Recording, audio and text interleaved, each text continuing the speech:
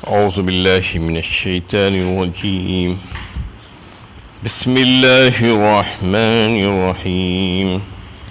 لیقطع طرفا من الذین کفروا او یکبتهم فینقلبوا خائبین۔ نیز تمہاری مدد اس لیے کہ اللہ تعالیٰ کافروں کے ایک حصے کو کاٹ دے یا انہیں ایسا ذلیل کر دے کہ وہ نامراد ہو کر لوٹیں۔ یہ سورہ آل عمران کی 127 نمبر کی آیت ہے۔ پچھلی چند آیتوں میں غزوہ بدر کے واقعات بیان ہو رہے تھے۔ اصل میں غزوہ احد کا واقعات کا سلسلہ چل رہا ہے۔ درمیان میں کچھ تھوڑے سے واقعات غزوہ بدر کے اللہ تعالیٰ نے اس میں لا کر یہ بتایا ہے مسلمانوں کی تسلی کے لیے کہ غزوہ احد کے موقع پر جو مسلمانوں کو جو تشویش تھی اس کو یہ بتانا مقصود تھا کہ کچھ عرصہ پہلے ہی ہم نے تمہاری کیسی امداد کی تھی، فرشتوں کے ذریعے سے جنگ میں تمہاری مدد کی تھی، اور اسی طریقے سے مدد کرنے پر ہم آج بھی قادر ہیں، قدرت رکھتے ہیں۔ اور فرشتوں سے جو مدد کی گئی تھی اس میں 1000 فرشتے ایک مقام پر سورہ انفال میں، اور یہاں پر 3000 فرشتے یا 5000 فرشتوں سے بھی ہم تمہاری مدد کریں گے۔ مصومین کہا یہ، یعنی وہ فرشتے ہوں گے جو نشاندار ہوں گے۔ یعنی نشاندار کا مطلب یہ ہے کہ وہ آئیں گے خصوصی طور پر اسی کام کے لیے، یعنی اللہ تعالیٰ ان کو جو بھیجیں گے وہ جہاد فی سبیل اللہ کا نشان لگائے ہوئے ہوں گے، خاص فرشتے ہوں گے۔ تو اس میں 3 جو ہے تذکرے فرمائے گئے۔ اصل میں تو ایک فرشتہ بھی کافی ہو جاتا ہے، یا ایک فرشتے سے بھی کوئی مقابلہ نہیں کر سکتا، جیسا کہ قوم لوط کی بستی کو پر عذاب اللہ تعالیٰ نے بھیجا تو ایک ہی فرشتے کو بھیجا اور وہاں پر جا کر وہ ساری کی ساری بستی کو الٹ دیا۔ اس میں تسلی ہے۔ اسی آیت میں جو ہے یہ بات بھی بتائی گئی وَمَا جَعَلَهُ اللَّهُ إِلَّا بُشْرَى لَكُمْ وَلِتَطْمَئِنَّ قُلُوبُكُمْ بِهِ، یعنی تمہارے دلوں کے اطمینان کی خاطر، ثابت قدمی تمہیں مل جائے اس کی خاطر تمہارے لیے خوشخبری کی اللہ کی مدد تمہارے لیے تیار ہے، اس وجہ سے فرشتوں کے بھیجنے کا وعدہ کیا گیا۔ اور جبکہ وَمَن نَّصْرُ إِلَّا مِنْ عِنْدِ اللَّهِ الْعَزِيزِ الْحَكِيمِ، اللہ تعالیٰ تو تمہاری مدد کرنے پر قدرت رکھتے ہیں۔ اور پھر 2 صفتیں اللہ تعالیٰ کی یہاں پر لا کر بتائی گئی کہ العزیز الحکیم۔ عزیز کا مطلب یہ ہے کہ غالب ہے، وہ جو چاہے کر سکتے ہیں، ان کے فیصلے کو کوئی ٹال نہیں سکتا، وہ بڑی قوت والے ہیں لیکن بڑے حکیم ہیں، ان کے فیصلے حکیمانہ ہوتے ہیں۔ یعنی اللہ تعالیٰ جب کسی کام کا ارادہ فرماتے ہیں تو کہتے ہیں کہ ہو جا تو ہو جاتا ہے، کن فیکون۔ اس کے لیے کسی اسباب کی ضرورت نہیں ہے، لیکن دنیا کو اللہ تعالیٰ نے یہ ساری اسباب میں ڈال کر رکھ دیا ہے، اسباب کے دائرے میں باندھا ہے ہر چیز کو۔ ہاں کبھی کبھی اللہ تعالیٰ ایک جھلک اس کی بھی دکھاتے ہیں کہ بغیر اسباب کی خرق عادت، جسے معجزہ ایک کرامات کہا جاتا ہے، ویسا بھی بتاتے ہیں اللہ تعالیٰ۔ یعنی اللہ تعالیٰ ہر چیز کا کرنے پر قدرت رکھتے ہیں۔ اور اس میں جو فرشتوں کو بھیجنے کی جو بات آئی تھی وہ انسانی فطرت کے مطابق کہ تمہاری مدد کے لیے ہم فرشتوں کو بھیجیں گے، یہ کہا گیا تھا۔ ورنہ جنگ کے میدان کو فتح کرنے کے لیے فرشتوں کو بھیجنا مقصود نہیں تھا، اور اللہ تعالیٰ کی یہ حکمت اور مشیت بھی نہیں ہے کہ میدان جنگ کو فتح کرنے کے لیے فرشتوں کو بھیجا جائے، کیونکہ جنگ جو ہے، جو جہاد اللہ تعالیٰ چاہتے ہیں کہ اللہ کے بندے کریں اور انسان کریں، وہ انسانوں سے یہ کام لینا چاہتے ہیں تاکہ ان کے فضائل میں اضافہ ہو اور ان کے درجات میں بلندی ہو، اس وجہ سے وہ جنگ کرواتے ہیں۔ ورنہ جو ہے فرشتوں سے اگر کرانے کا یہ کام ہوتا تو وہ تو جو ہے چند لمحوں میں ختم ہو جاتا معاملہ، یہ اللہ تعالیٰ جنگ کرائے بغیر ہی ان کو نیست و نابود کر دے سکتے تھے، لیکن یہ ساری باتیں، سارے کام اس وجہ سے ہو رہے ہیں کہ اپنے بندوں کو اللہ تعالیٰ ان کے درجات کی بلندی چاہتے ہیں، ان کو جو ہے وہ فضائل عطا فرمانا چاہتے ہیں، تو اس وجہ سے یہ کام ہوتا ہے۔ ورنہ اللہ تعالیٰ کی مشیت تو یہ ہے کہ دنیا میں کفر اور ایمان اور معصیت اور نافرمانی یہ سب کے سب جو ہے ایک ساتھ چلتے رہیں گے، سب چل رہے ہیں دنیا میں، اللہ تعالیٰ نے سب کو چھوٹ دے کر رکھا ہے، لیکن اس کے فیصلے جو ہوں گے وہ قیامت کے روز ہوں گے۔ آج کوئی یہ نہ سمجھے کہ وہ منمانی کر سکتا ہے، اس کو ہر قسم کی قدرت حاصل ہے، نہیں، اللہ تعالیٰ نے اس کو چھوٹ دی ہے، یہ اللہ تعالیٰ کی مشیت ہے کہ سب کام کرنے کی اجازت دی گئی ہے، لیکن بتا دیا گیا ہے کہ کیا کام اللہ تعالیٰ کو پسند ہے اور کیا کام ناپسند ہے۔ اب جس کی جو مرضی ہے وہ کرے، لیکن اس کے فیصلے جو ہوں گے وہ قیامت کے روز ہوں گے۔ تو اس میں اللہ تعالیٰ اس آیت میں یہ فرماتے ہیں لِيَخْتَا طَرْفًا مِّنَ الَّذِينَ كَفَرُوا أَوْ يَكْبِتَهُمْ فَيَنْقَلِبُوا خَائِبِينَ۔ اللہ تعالیٰ نے اس دن مسلمانوں کی مدد فرمائی اور ان کو جو ہے غزوہ بدر میں بہترین اور تاریخی کامیابی عطا فرمائی اور کفر کا خاتمہ کیا اور کفر کو کمزور کیا گیا، اور جو کفار وہاں سے دندناتے ہوئے آئے تھے اور جو وہ غلبہ رکھنے کے تعلق سے یہ سمجھ رہے تھے کہ ہم آج غالب رہیں گے، ان کے غرور کو اور ان کے گھمنڈ کو اللہ تعالیٰ نے خاک میں ملا دیا۔ لِيَخْتَا طَرَفًا مِّنَ الَّذِينَ كَفَرُوا، اور ان کو ذلیل و خوار کیا، اور يَكْبِتَهُمْ فَيَنْقَلِبُوا خَائِبِينَ، اور وہ ناکام اور نامراد ہو کر واپس لوٹے۔ اس کا مطلب یہ ہے کہ اللہ تعالیٰ نے ان کو ایسا ذلیل کیا اس دن کہ وہ تو یہ سمجھ رہے تھے کہ مسلمانوں کو آج ہم نیست و نابود کر دیں گے، ان کی حیثیت ہی کیا ہے، ان کی مجال کی ہم سے لڑے اور ہم سے بھیڑے۔ اللہ تعالیٰ نے وہ کفر کا جو ان کو جو ہے جو غرور اور تکبر تھا، وہ تکبر کو توڑا اللہ تعالیٰ نے اور ان کو ناکام اور نامراد کیا، اور بالکل ویسے ہی وہ لٹے پٹے واپس بھاگے۔ لَيْسَ لَكَ مِنَ الْأَمْرِ شَيْءٌ أَوْ يَتُوبَ عَلَيْهِمْ أَوْ يُعَذِّبَهُمْ فَإِنَّهُمْ ظَالِمُونَ۔ نیز تمہاری مدد اللہ تعالیٰ نے کی، اس معاملے میں تمہیں کوئی اختیار نہیں ہے، وہ چاہے انہیں معاف کرے یا سزا دے کہ وہ ظالم ہے۔ یہاں سے پھر سے غزوہ احد کے بارے میں بات شروع ہو رہی ہے۔ غزوہ احد میں یہ ہوا کہ اللہ کے نبی صلی اللہ علیہ وسلم کو ان ظالموں نے زخمی کر دیا، آپ صلی اللہ علیہ وسلم کا چہرہ مبارک زخمی ہو گیا، آپ صلی اللہ علیہ وسلم کے دندان مبارک شہید کر دیے گئے۔ اس وقت آپ صلی اللہ علیہ وسلم نے کی زبان سے یہ بات نکلی کہ یہ میری قوم جو ہے مجھے نہیں جانتی، یہ کیا کر رہی ہے جبکہ میں ان کو اللہ کی طرف بلا رہا ہوں۔ اور بعض روایتوں میں یہ بات بھی آتی ہے کہ آپ صلی اللہ علیہ وسلم نے ان کے خلاف قنوت النازلہ پڑھا،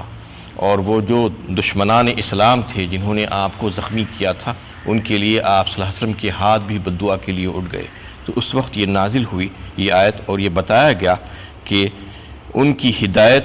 ہو جانا یا ہدایت نہیں ہونا یہ آپ کے ذمے نہیں ہے۔ لَيْسَ لَكَ مِنَ الْأَمْرِ شَيْءٌ أَوْ يَتُوبَ عَلَيْهِمْ أَوْ يُعَذِّبَهُمْ فَإِنَّهُمْ ظَالِمُونَ، کہ اللہ تعالیٰ ان کو معاف فرمائیں گے یا نہیں معاف فرمائیں گے آپ کو پتہ نہیں ہے۔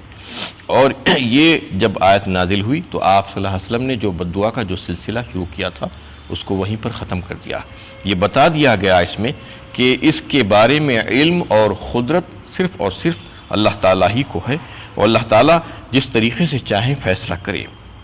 اور ایسا ہی ہوا، جو بڑے بڑے جو کفار تھے، جو جس کے بارے میں اللہ کے نبی صلی اللہ علیہ وسلم نے ہاتھ اٹھا دیے تھے، وہ یعنی کئی ایک قبیلے اسلام میں داخل ہو گئے بعد میں، اور ان کو اللہ تعالیٰ نے اسلام سے نواز دیا۔ اس میں اللہ تعالیٰ نے اس بات سے منع کیا اور کہا کہ آپ صبر و تحمل کا مظاہرہ کریں، اور آپ یہ نہ دیکھیں کہ کس کو ہدایت ملنے والی ہے اور کس کو ہدایت نہیں ملنے والی ہے۔ آپ کی جو ذمہ داری ہے وہ ذمہ داری آپ پورے کرتے رہیں، اور اس کے بارے میں ہمیں جو ہے ہمارے پاس یہ اختیارات ہے، کلی اختیارات اور علم ہمارے پاس ہی ہے۔ اس کی خطاب جو ہے نبی صلی اللہ علیہ وسلم سے ہی ہے براہ راست، اور اختیار سے مراد کسی کے بارے میں عذاب الہی کے مستحق ہونے کا فیصلہ کرنے کا اختیار۔ اور مطلب یہ ہے کہ جو لوگ آج تمہارے اور اسلام کے دشمن بنے ہوئے ہیں، ضروری نہیں کہ آئندہ بھی دشمن ہی رہیں، ہو سکتا ہے کہ اللہ انہیں توبہ کی توفیق دے اور وہ اسلام کے اندر داخل ہو جائیں اور اس میں پلٹ کر آئیں، اور اللہ تعالیٰ انہیں معاف کر دے، اور یہ بھی ممکن ہے کہ وہ اپنے ظلم کی بنا پر توبہ کی توفیق سے محروم ہی ہو جائیں اور سزا کے مستحق قرار پائیں۔ بالکل ایسا ہی ہوا، زیادہ تر جو لوگ تھے وہ اسلام میں داخل ہوئے، بڑے بڑے جو سردار تھے کفر کے اس وقت، ابو سفیان، خالد بن ولید، اور کئی ایک جو ہے دوسرے صفوان بن امیہ وغیرہ، یہ سب کے سب مسلمان ہوئے۔ اللہ تعالیٰ نے ان کو توفیق عطا فرمائی اور مسلمان ہوئے۔ حضرت خالد بن ولید رضی اللہ تعالیٰ عنہ کو تو جو ہے اللہ تعالیٰ نے جو ہے اس کے بعد اللہ کے نبی صلی اللہ علیہ وسلم نے یہ لقب عطا فرمایا، سیف اللہ، اللہ کی تلوار، جبکہ وہ غزوہ احد کے موقع پر انہی کی وجہ سے وہ جنگ جیتی گئی تھی، کفار نے وہ جنگ جو جیتی تھی مسلمانوں کے خلاف، وہ اس کے سردار تھے وہاں سے کفار کی طرف سے جو ہے لڑ رہے تھے، اور وہ درے پہ سے جو کھما پھیرا کر جو ہے آ گئے تھے حملہ کرنے کے لیے، وہی تھے خالد بن ولید۔ لیکن بعد میں جب اللہ تعالیٰ نے ان کو اسلام سے نوازا تو وہ اسلام میں ایسے آئے کہ ان کو جو ہے سپہ سالار اعظم بنایا گیا، اور ہر جنگ میں وہ شریک ہوتے تھے اسلامی جنگ میں۔ اس سے پہلے کفار کی جنگوں میں شریک ہوتے تھے، اور ہر جنگ انہوں نے جیتی تھی وہاں سے بھی، اور یہاں پہ بھی جو ہے آنے کے بعد ہر جنگ جیتی انہوں نے، کبھی بھی وہ ہارے نہیں ہیں۔ تو اللہ تعالیٰ نے اور اللہ کے نبی صلی اللہ علیہ وسلم نے ان کو سیف اللہ کہا۔ تو یہ حال تھا۔ اللہ تعالیٰ اس آیت میں یہ بتانا چاہ رہے ہیں کہ تم یہ مت کہو کہ ان کو ہدایت ہوگی یا نہ ہوگی، جبکہ آپ صلی اللہ علیہ وسلم نے ان کی ہدایت کی نا امیدی کا جو ہے اظہار کیا تھا اس میں۔ اس وجہ سے آپ صلی اللہ علیہ وسلم نے جو ہے قنوت نازلہ ادا فرمائی تھی اور بد دعا فرمائی تھی، لیکن اس آیت کے نازل ہونے کے بعد آپ صلی اللہ علیہ وسلم نے اس کا سلسلہ بند کر دیا۔ یہی وجہ ہے کہ کوئی بھی کافر چاہے کتنا کٹر سے کٹر آپ کو نظر آئے، اس کے بارے میں یہ منع کیا گیا ہے کہ اس کو کہنے سے کہ یہ جہنمی ہے، لعنتی ہے، کبھی بھی نہیں کہنا، کیونکہ پتہ نہیں کہ اللہ تعالیٰ اس کو کب اسلام سے نواز دیں اور کب وہ پلٹ کر آ جائے اور کب کتنا اچھا ہو جائے اور اللہ تعالیٰ کا کتنا فرما بردار ہو جائے۔ تو اس لیے اس کو جب تک کہ زندہ ہے اس کو جو ہے اس سے یہ امید کی جا سکتی ہے اللہ تعالیٰ اس کو کس وقت ہدایت سے نواز دیں گے اور کس وقت وہ پھر سے جو ہے پلٹ کر آ جائے گا اسلام میں اور اللہ تعالیٰ کا فرما بردار بن جائے گا۔ وَلِلَّهِ مَا فِي السَّمَاوَاتِ وَمَا فِي الْأَرْضِ يغفر لمن يشاء ويعذب من يشاء واللہ غفور الرحیم۔ اور اللہ ہی کے لیے جو کچھ آسمانوں میں ہے اور جو کچھ زمین میں ہے، اور جس کو چاہے بخش دے اور جس کو چاہے عذاب دے، اللہ بخشنے والا رحم فرمانے والا ہے۔ اللہ تعالیٰ کو سب کچھ معلوم ہے، کون کس بات کا مستحق ہے، اور سب کچھ انہی کی ملکیت ہے زمین و آسمان کی۔ وہ جسے چاہے معاف کر دیں اور جسے چاہے سزا دیں، یہ ان کے قبض قدرت اور اختیارات میں ہیں۔ واللہ غفور الرحیم، اور اللہ تعالیٰ بڑے ہی بخشنے والے اور رحم فرمانے والے ہیں۔ یا ایہا الذین آمنوا لا تاکلوا الربا اضعافا مضاعفة واتقوا اللہ لعلکم تفلحون۔ اے ایمان والو، یہ دوگنا چوگنا سود نہ کھاؤ، اللہ سے ڈرو تاکہ تم کامیاب ہو۔ اس میں سود کھانے سے منع کیا گیا ہے کیونکہ سود کی حرمت کے متعلق بڑی تفصیلی بات سورہ بقرہ 3 پارے میں گزر چکی ہے۔ اس میں صرف ایک آیت میں یہ بات بتائی گئی، اس وجہ سے کہ یہ واقعات غزوہ احد کے چل رہے ہیں، بیچ میں ایک سود کی بات اس لیے لائی گئی کہ غزوہ احد میں جو ناکامی کے جو اسباب تھے اس کے 2 بڑے اسباب تھے۔ ایک تو یہ کہ اللہ کے رسول صلی اللہ علیہ وسلم کی نافرمانی، اور دوسری یہ کہ مال کی حرص اور لالچ اور طمع۔ یہ 2 وجوہات کی بنا پہ مال غنیمت کو جب صحابہ کرام نے جمع کرنا شروع کر دیا اور یہ سمجھ کر کے دشمن بھاگ گیا ہے اور ہم کو فتح حاصل ہو گئی ہے کہ پھر سے دشمن پلٹ کر آیا، تو وہ حرص اور طمع جو تھی مال غنیمت اور مال کو حاصل کرنے کی، وہ ایک وجہ تھی۔ اور آپ صلی اللہ علیہ وسلم نے جب کہہ دیا تھا کہ اس دورے پر سے نہیں ہٹنا چاہے کچھ ہو جائے، لیکن آپ کے حکم کو جو ہے انہیں سمجھنے میں غلطی ہوئی تھوڑی سی صحابہ کرام کی، اور یہ سمجھا کہ اب جنگ ختم ہو گئی ہے، اب وہ حکم باقی نہیں بچا، تو لہٰذا جو ہے وہاں سے ہٹا جا سکتا ہے۔ یہ 2 وجوہات ہوئی تھی وہاں پر جو ہے شکست میں تبدیل ہونے کی، جنگ کو فتح ہوتے ہوتے شکست میں تبدیل ہو گئی تھی۔ تو اس میں اللہ تعالیٰ نے جو مال کی جو حرص اور طمع انسان کو جو ہوتی ہے وہ سب سے زیادہ سود کھاتا ہے انسان، یعنی مال کو بڑھانے کی فکر، سود در سود کی بات یہاں پر کہی گئی ہے۔ تو سود در سود کھانا منع ہے، تو کیا صرف سادہ سود کھانا جائز ہے؟ نہیں، بلکہ سود ہر قسم کا، چاہے وہ کم ہو چاہے زیادہ ہو، سمپل انٹرسٹ ہو یا کمپاؤنڈ انٹرسٹ ہو،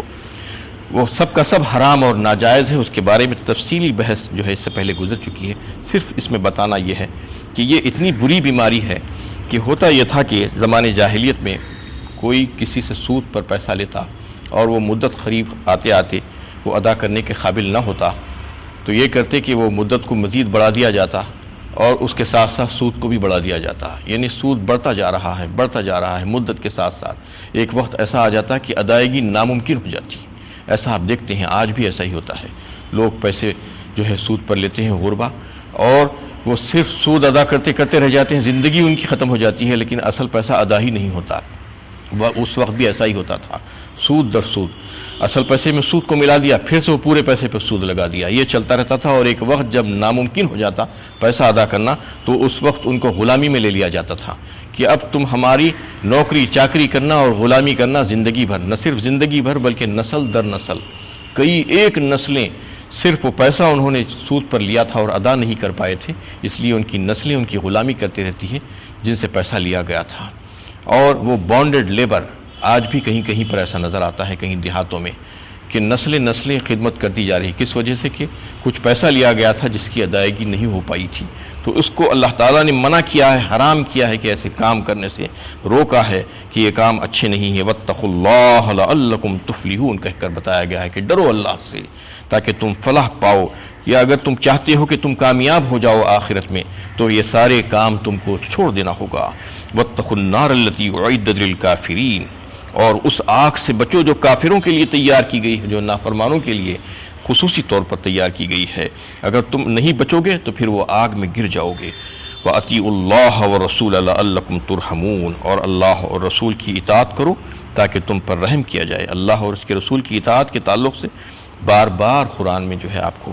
یہ آیت ملے گی، مختلف انداز میں، مختلف صورتوں میں۔ اس پہ انشاءاللہ کل بات ہوگی۔ وآخر دعوانا ان الحمد للہ رب العالمین۔